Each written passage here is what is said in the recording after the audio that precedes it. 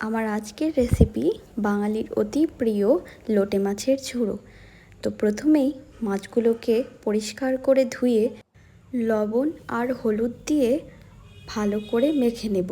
এবার একটা কড়াইয়ে মাছগুলোকে সিদ্ধ করে নেব। এখানে কিন্তু কোনো রকম জল ছাড়াই আমি মাছগুলো সিদ্ধ করতে দিয়েছি। এবার গ্যাসের ফ্লেমটাকে মিডিয়াম করে ভালো করে সিদ্ধ হতে দেব।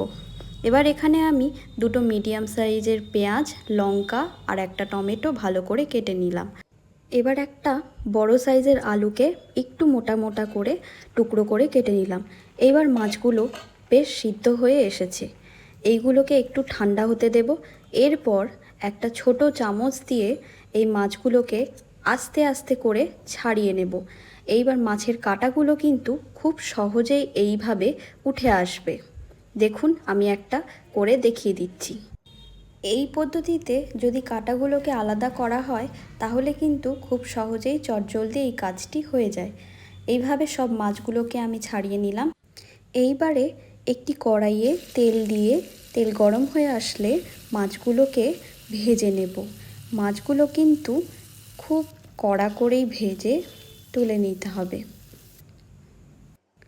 এবার ভাজা হয়ে গেলে কড়াইতে তেল দিয়ে তেলটা গরম হয়ে আসলে ফোড়নে দিয়ে দেব গোটা জিরে, দারচিনি, লবঙ্গ আর দুটো তেজপাতা। এইবার 20 সেকেন্ড পর্যন্ত ওয়েট করে নেব। তারপর দিয়ে দেব পেঁয়াজ আর লঙ্কা। এইগুলো হালকা বাদামি রঙের হয়ে আসলে দিয়ে দেব আগে থেকে কেটে রাখা আলুর টুকরোগুলো। আলুর টুকরোগুলো এর সাথে একটু নেড়েচেড়ে ভেজে নেব। ভাজা হয়ে গেলে দিয়ে দেব 1 চামচ মতো আদা আর রসুনের পেস্ট। এরপর একে একে মশলাগুলো দিয়ে দেব। প্রথমে দিলাম হলুদ, জিরে গুঁড়ো, ধনে গুঁড়ো, লঙ্কা গুঁড়ো দিয়ে নেড়ে চেড়ে মশলাগুলো যাতে পুড়ে না যায় দিয়ে দিলাম সামান্য জল। এইগুলোকে একটু কষে নেব।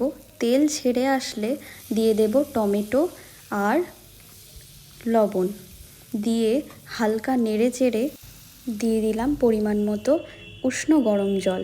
তারপর মাছগুলোকেও দিয়ে দেব।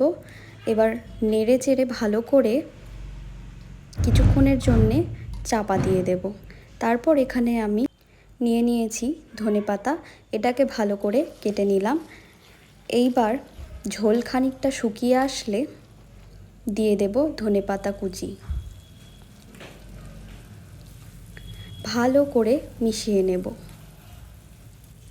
এইবার শেষে দিয়ে দেব সামান্য গরম মশলা।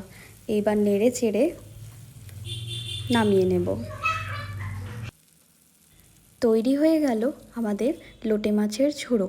ভিডিওটা তাহলে এখানেই শেষ করছি। সবাই ভালো থাকবেন।